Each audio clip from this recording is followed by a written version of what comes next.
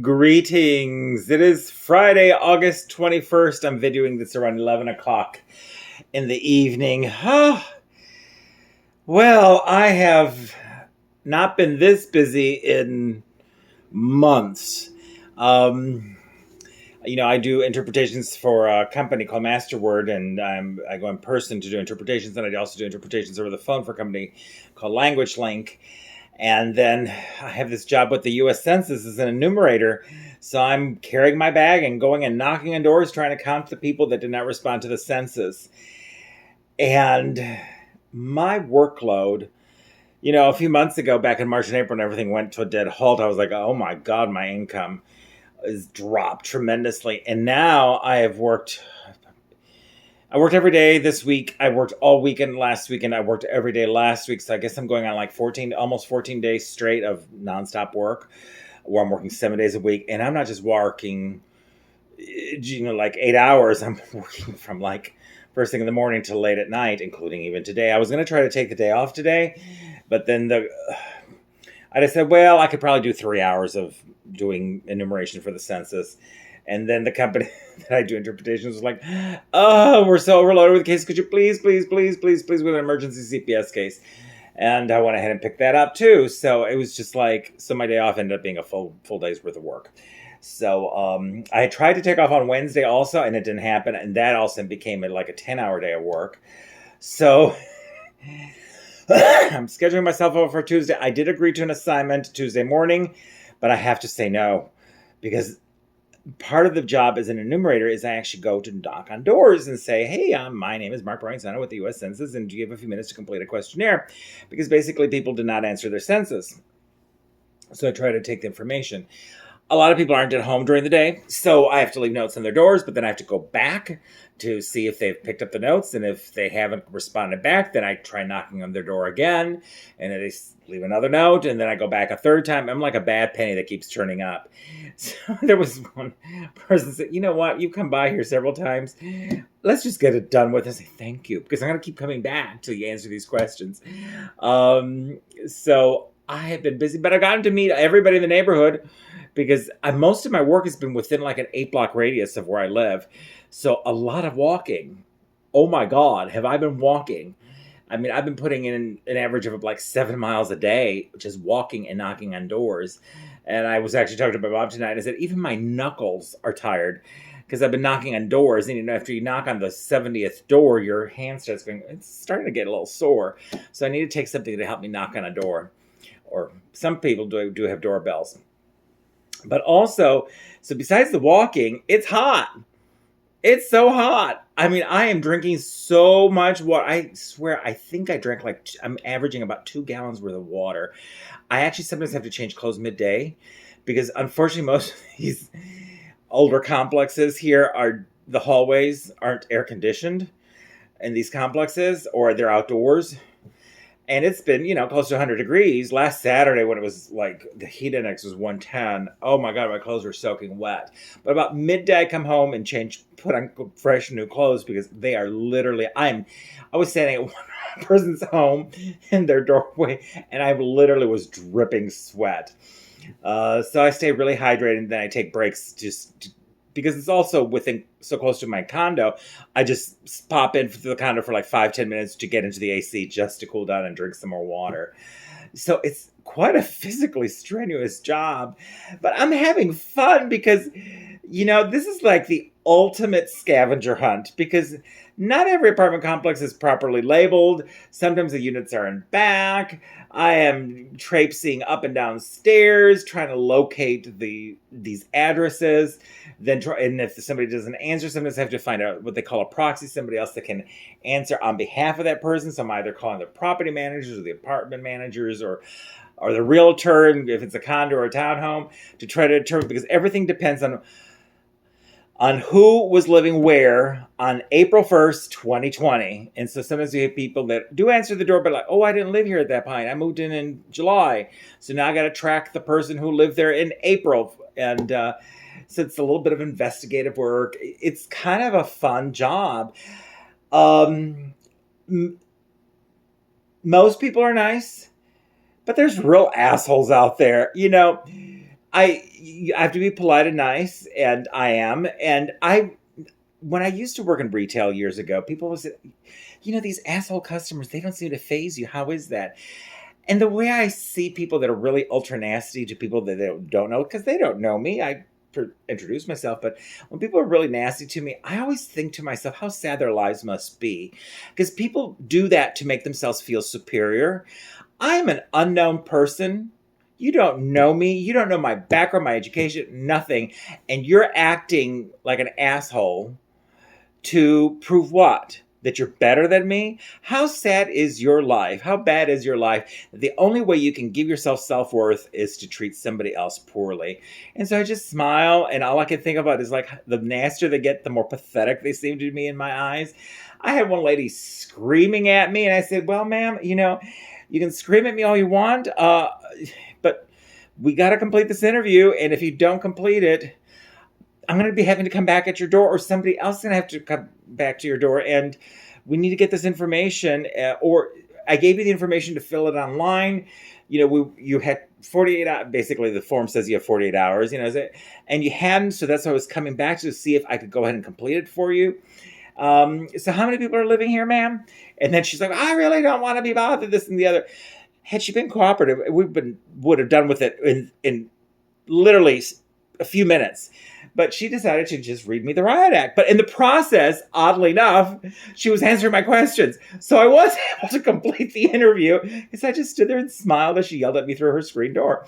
And then I was like, yep, it's done. Thank you very much. That's it, ma'am. And that was it. And actually, I was, in that particular instance, because sometimes somebody else may take the census down and then you have to go verify it.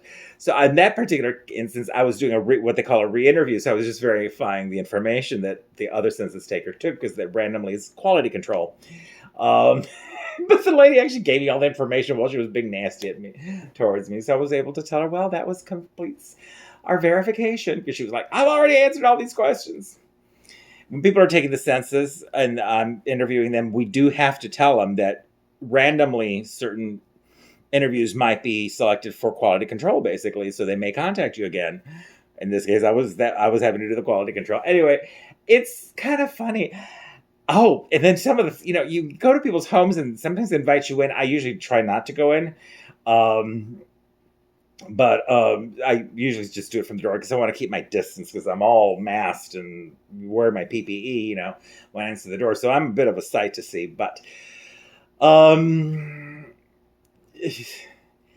people will answer their doors. They don't care what they're wearing. Not at all. I'm like, well, hello, how are you? I am going to take the census information down. And you kind of almost want to go, I guess, people have no shame. I've seen people fully dressed in a suit, ready to go to work, or they're taking a break, or they're working from home and they have to dress up because they're doing Zoom meetings. And I've seen people with what God gave them. So it's like, okay, I'm here to take the census interview. Thank you very much for answering our questions. And you can't say anything, but you're like, all right. And some of them are kind of hot. So, I just kind of go, well, hello, how are you? I'll ask these questions slowly. Normally the interviews don't take more than 10 minutes. This is going to take exactly 10 minutes because of the people's state of undress. I would never think of answering my door. Yeah, but anyhow, interesting job. I'm actually thoroughly enjoying it. I think you have to be a little bit insane to do this kind of work, because every day that I'm given a list of all the addresses I need to go double check on, and sometimes it's double checking not just if it's somebody lives it, but if it's an actual address. I guess 10 years ago when they did the census, there was a house there, and now it's an empty lot. They tore the house down, so I'm verifying the addresses too. Besides verifying who is living where. So part of it is also trying with your GPS to determine where you are, because there's no building there anymore. So, or you can tell it's a brand new building, that the building that was there before is now gone. There was something that had apartments. I had it was like 18 apartments, and I'm standing in front of what is now a building under construction, and it's only 6 massive units. they don't have the same address because it's on the same block of the street, but obviously and you can see how they're numbering them does not coincide with what the census has. So I had to sit there and do 18 entries saying this building is no longer in existence. But yeah, I'm having fun, but boy, am I tired. Because these are like 12-hour days I'm working, and it's been quite a few days in a row. Today ended up being like 9 hours that I worked, but it has been nonstop. But it is an interesting job. And for those of you, if you're wondering, it is required by law. It's in our Constitution that you are to respond to the census. This is not an option. If you're living in the United States, it is in the Constitution. You must respond to the census. And in the notice that I give people, it tells them, and it doesn't matter, what country you're from, the fact that you're standing in the United States of America, you must be counted. So for all of you who get contacted by census people, please just answer the questions. If you didn't fill out your census form, fill it out. You can go to mycensus2020.gov and do it, because unfortunately, so many people did not, especially in Texas. Something like 40% of the people didn't respond to the census. So we're really trying to get everybody to respond to it, because what you don't realize, the census doesn't just count the number of people, but for budgets, for the federal government to decide where they're going to send money to, they look at the population, the demographics of the area, and also affects redistricting. So congressional districts and congressional seats. And it is thought that because Texas has so poorly responded, we're not going to get to everybody by the deadline. So we may be massively undercounted, and that we should be able to get 3 additional congressional seats, but we may only get 2 because so many people have not responded to the census. But that also means all the funds for highways, school construction, senior centers, the money goes to everything, won't be allocated because we're undercounting. So I'm doing my best to whip through the cases. My supervisor's like, wow, you're fast. You're getting a lot done. Because usually they give you more cases than they think you can handle in one day, because they don't want you to stop because there just wasn't enough cases. But I was able to complete the list twice in under the hours I was allocated. And they were like, wow, you are fast. I don't dawdle. I mean, I go knock on the door and I just ask the questions and move on. And because everything's within walking distance, because basically within an 8-block radius, there was that many people that didn't answer. I've literally have visited hundreds of addresses within an 8-block radius of me. I mean, 8 blocks, because I live in an area with a lot of townhomes and apartments. But even in my own complex, not everybody responded. So I was like, hey, neighbor, I know I live across the courtyard from you. You didn't do your census. Let me get that information now. So, but yeah, it's shocking how many people have not responded to the census. There was one apartment complex, probably 80% didn't answer to the census. And I've always been wanting to go into that apartment complex, and now I got to go in there. So, and then people are like, no solicitors. And it's like, I'm not soliciting. I'm a federal employee coming to do the census. So I'm very nice about it, but kind of firm, nice but firm, because I know I need to get the information. And as I say, I will keep turning up till I get that information. I'll keep knocking on that door, so you might as well give it to me now. So anyway, I'm having fun, but I'm exhausted. So that's my update now. COVID-19 cases in Dallas have gone down in Dallas County. Today we had one of the lowest numbers in months. And I can tell you from my experience knocking on doors, people are answering their doors when they see me, and they're wearing their masks when they're answering their doors, and they're in their own home. So I can tell people are really taking it serious. I mean, they see me masked, but they'll come to the door and say, hold on a second, I got to get my mask on.